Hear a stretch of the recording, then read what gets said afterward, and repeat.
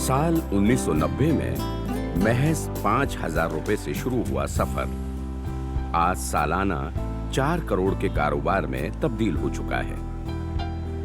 किसी किसान के लिए क्या ये कल्पना की जा सकती है? शायद नहीं, लेकिन सोलन में विकास बेनल की कामयाबी की कहानी हर किसी को चौंकाती है।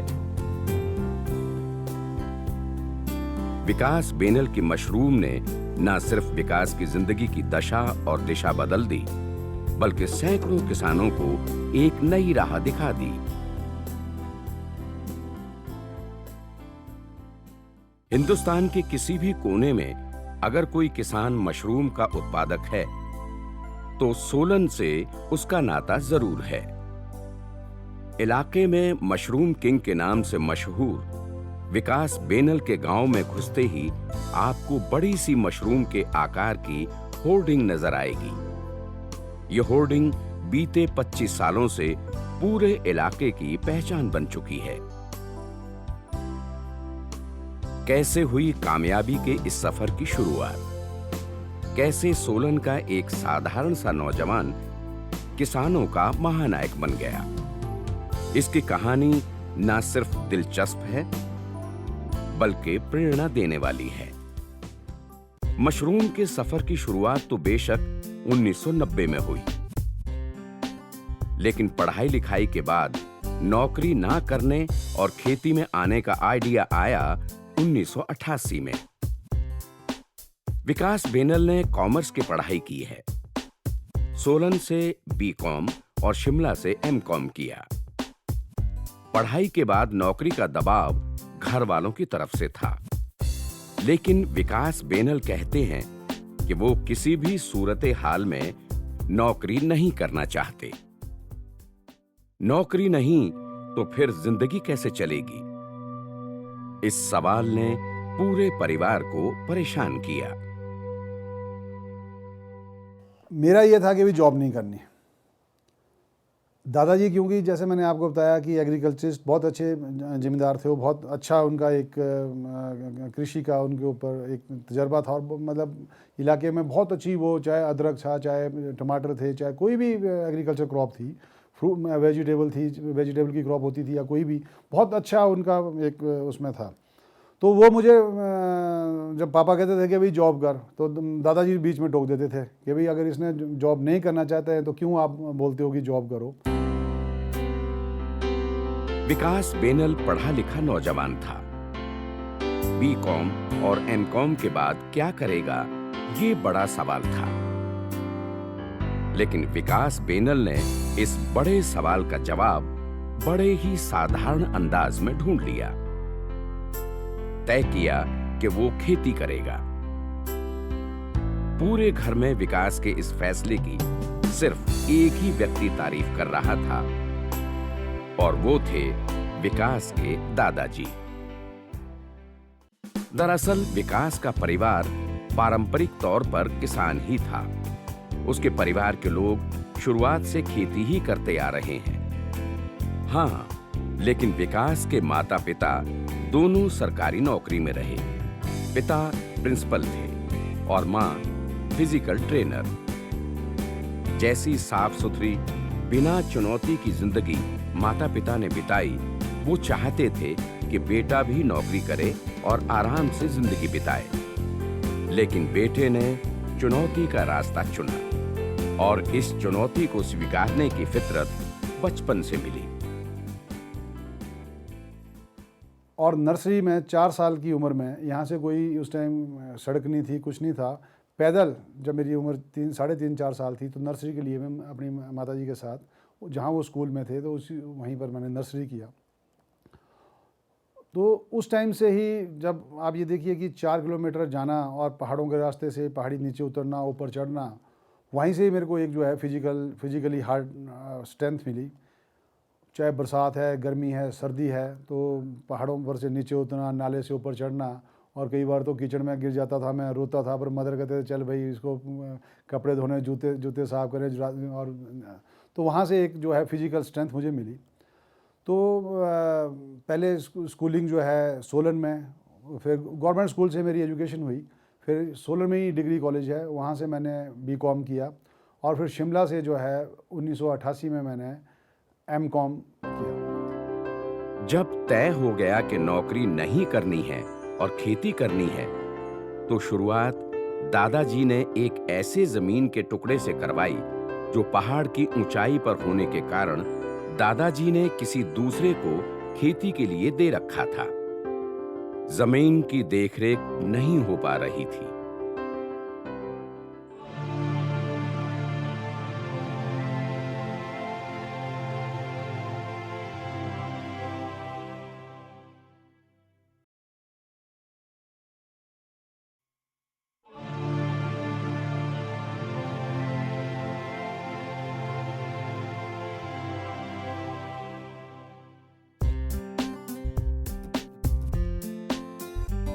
जब तय हो गया कि नौकरी नहीं करनी है और खेती करनी है, तो शुरुआत दादाजी ने एक ऐसे जमीन के टुकड़े से करवाई जो पहाड़ की ऊंचाई पर होने के कारण दादाजी ने किसी दूसरे को खेती के लिए दे रखा था।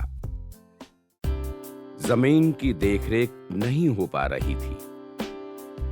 बाद में पता चला कि खेती की उस जमीन पर बटाईदार मुर्गे और बकरे पाल रहा था। तो उन्होंने मुझे कहा कि बेटा ऐसा है, तू उसको बोल, वो जो नेपाली आदमी है बहादुर, कि भाई तूने फसल लगानी है कि नहीं लगानी है। और उस नेपाली ने क्या कर रखा था, वहाँ पर बकरे और मुर्गे पाले हुए थे, एग्रीकल्चर करता नहीं था। तो वहाँ से मैं एग्रीकल्चर में गया और फर्स्ट टाइम मैंने वहाँ पर उससे क्रॉप लगवाई, और उसमें हमारी जो इन्वेस्टमेंट थी उस टाइम 1000-1200 रुपये, क्योंकि गोबर जो कैरीज किया था। और वो जो वो नेपाली क्या गया, उसको छोड़ के चला गया फसल को। और फिर जब उसमें थोड़ी इन्वेस्टमेंट भी की थी, जैसे 1000-1500 रुपये का कैरीज था, उस टाइम 1000-1200 रुपये बहुत होते थे, 1988 की मैं बात कर रहा हूँ। तो एमकॉम मैंने किया ही था। तो दादी ने कहा यार जाने दे उसको, और तू मेरे पास आया कर, ऐसे कर ऐसे कर ऐसे कर। वो दादाजी करते रहते थे, मैं भी उनके साथ लग गया। और करते करते फिर जब उसकी पहली क्रॉप आई, और उस क्रॉप को हमने मार्केट किया। यहाँ से बड़ोग रेलवे स्टेशन नज़दीक ही है हमारे, 2 किलोमीटर पर बड़ोग रेलवे स्टेशन है। वहाँ पर हम वो सारी जो है हमारी टमाटर, शिमला मिर्च की जो क्रॉप थी, ट्रेन में हमने वहाँ से उसको बठिंडा और ये पटियाला, बठिंडा, फिरोजपुर, फरीदकोट वाली साइड में, और इधर आपके लुधियाना, अमृतसर, और बहुत अच्छा रिटर्न मिला। और जो उसका जो इनकम हुआ वो दादाजी ने मुझे दे दिया। इसके बाद विकास ने अपनी बीकॉम और एमकॉम की पढ़ाई का फायदा लिया और इलाके के जितने भी सब्जी उगाने वाले किसान थे, विकास ने उनको संगठित किया और उन्हें बाजार की कीमत देकर सारी सब्जी खुद खरीदने लगा। और फिर खरीदी हुई इस सब्जी के लिए बड़े बाजार तलाश लिए और अपने फायदे को 2 गुना कर दिया। करीब 2 साल तक ये सिलसिला चला। फिर शुरुआत हुई मशरूम की। कैसे जिंदगी में हल्के फुल्के अंदाज में लिए फैसलों से जिंदगी बदल जाती है, उसकी मिसाल है विकास बेनल का आइडिया। और 2-3 साल जो है मैंने ट्रेडिंग भी किया फ्रूट एंड वेजिटेबल का यहाँ से। और ट्रेडिंग, जैसे मैंने आपको बताया कि बड़ोग रेलवे स्टेशन नज़दीक है। बड़ोग रेलवे स्टेशन से हमने कालका हावड़ा ट्रेन जाती थी, इधर हमने कानपुर, इलाहाबाद और कलकत्ता वाली लाइन पकड़ ली। इधर आपको मैंने बताया कि पंजाब के लिए ट्रेन जाती थी, उसमें पंजाब जाता था, बॉम्बे ट्रेन जाती थी। तो हम इतने दूर दूर यहाँ से अपने फ्रूट एंड वेजिटेबल्स को पैदा करके और गांव वालों की भी उसको वहाँ मार्केट करके करने लगे। तो एक दिन क्रिकेट खेल के आ रहे, तो एक मेरे दोस्त ने बोला यार ऐसा है, मशरूम का काम करना चाहिए, मशरूम का काम बहुत अच्छा है।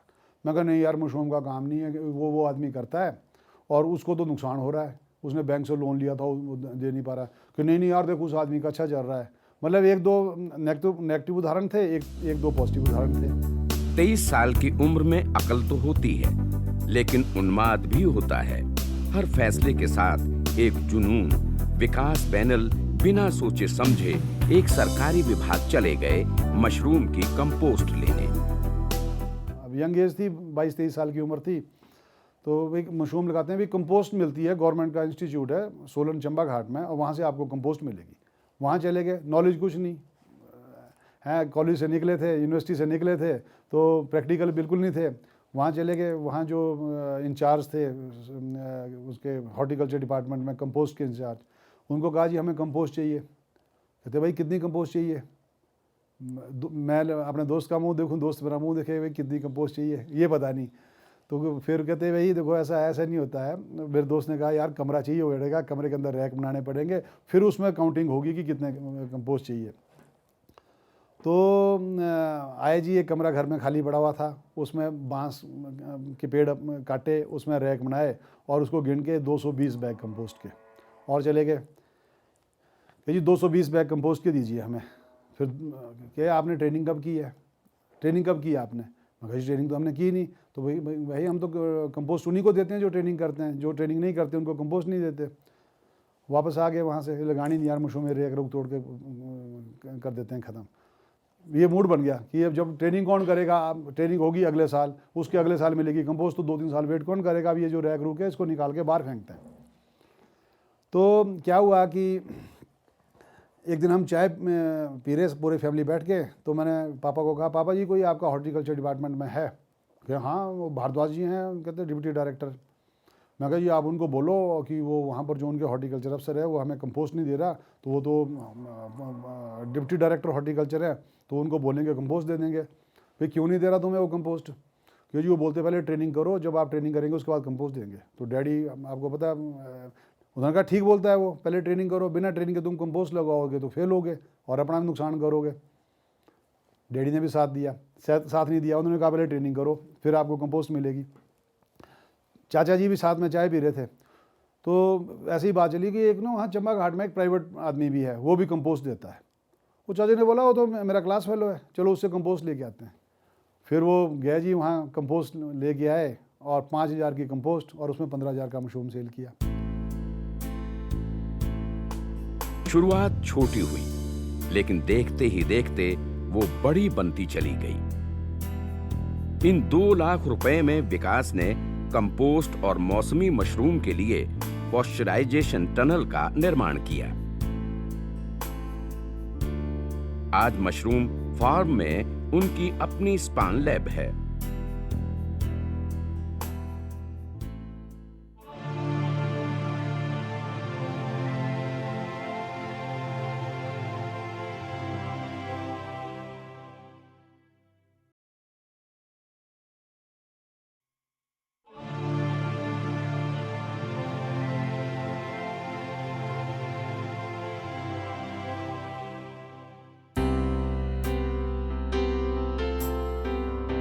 यहां से शुरू हुआ विकास का किंग ऑफ मशरूम बनने का सफर।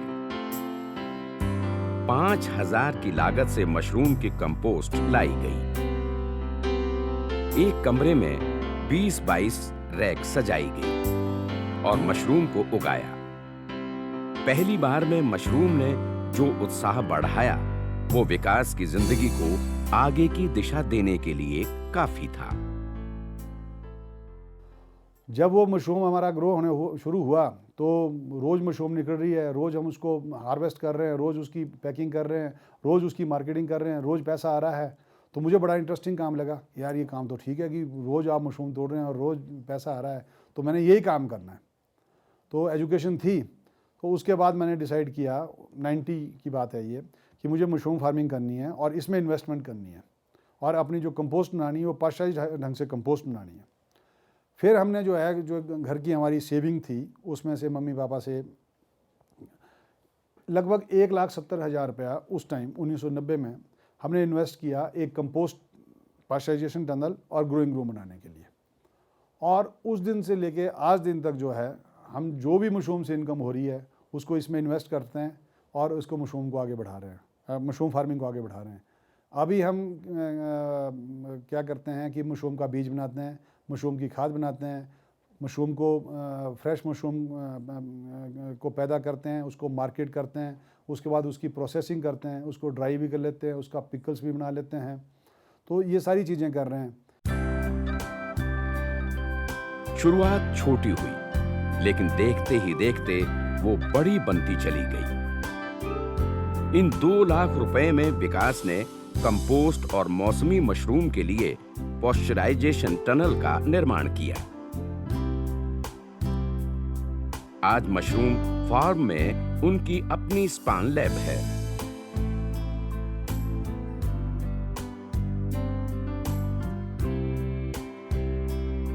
कंपोस्ट यूनिट है और पूरे साल एयर कंडीशन्ड मशरूम उगाने वाले वो कमरे हैं जिनका तापमान, आर्द्रता और कार्बन डाइऑक्साइड कंट्रोल किया जा सकता है। विकास के फार्म पर उगने वाली मिल्की और ऑयस्टर मशरूम तो इलाके में छाई हुई है, लेकिन पहली बार जब कंपोस्ट को खरीदने वालों ने उनसे संपर्क किया तो वो हैरान रह गए और बाद में तो मशरूम के साथ कंपोस्ट भी एक बड़ा बिजनेस मॉडल बन गया। 1991 की बात बताऊँ मैं आपको कि हमारा मशरूम मार्केट में लगा जाना है, तो जो और भी मशरूम ग्रोअर थे देखा यार ये तो बहुत अच्छी क्वालिटी मशरूम की है।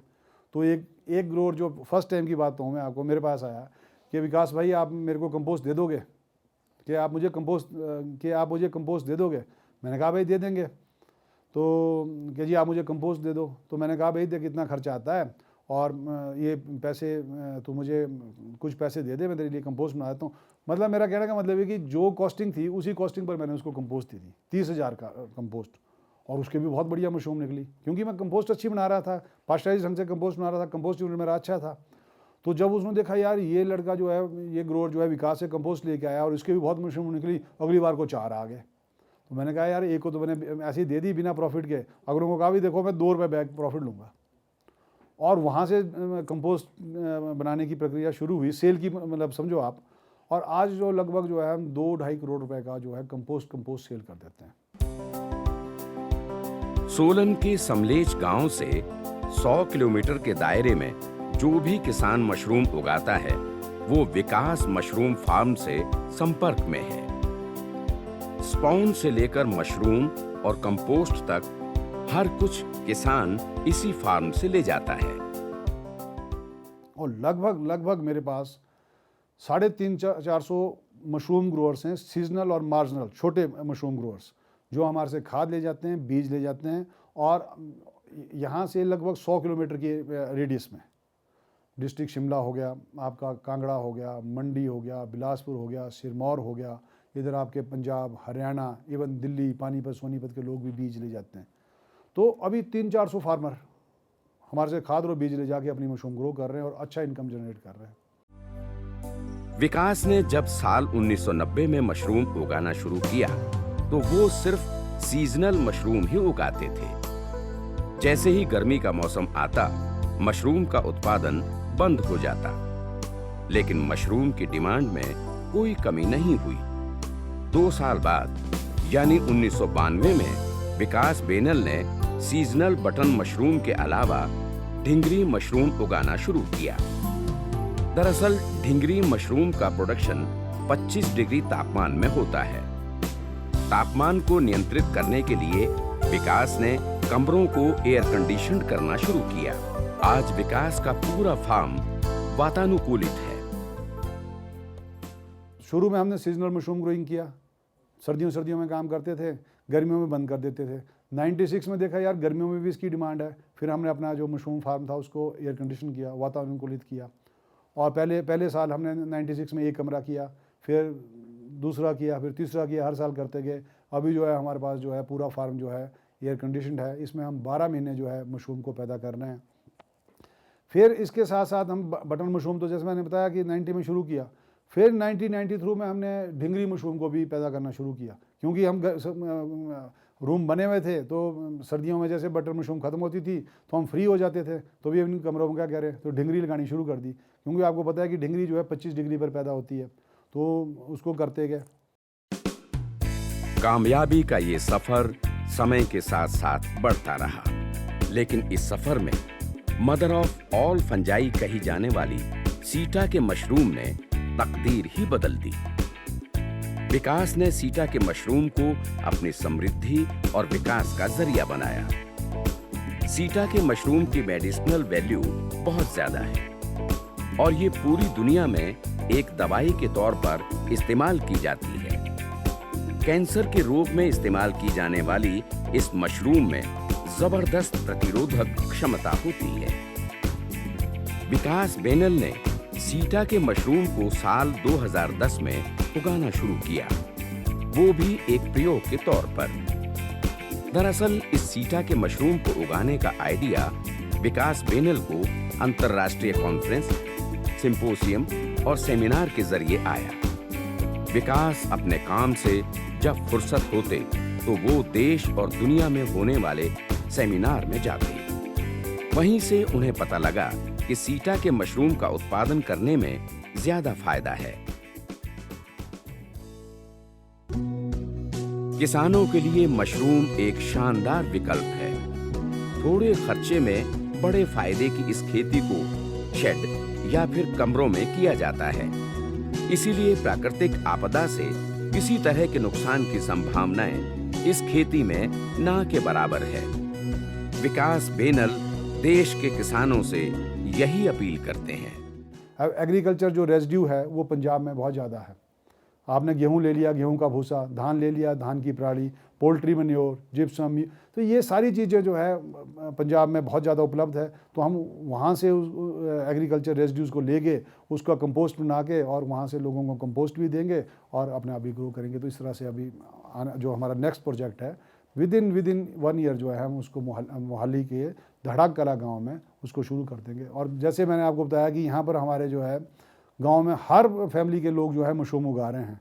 तो हमारा ऐसा है कि वहाँ पर भी हम जो है सब लोगों को सीजनल छोटे किसानों को भी मशरूम उगाना सिखाएं ताकि उनकी जो है आर्थिकी भी बढ़े और हम जो है एक कम से कम रेट के ऊपर पब्लिक एट लार्ज को एक जो है मशरूम जो है हेल्थ फूड जो है प्रोवाइड कर सकें।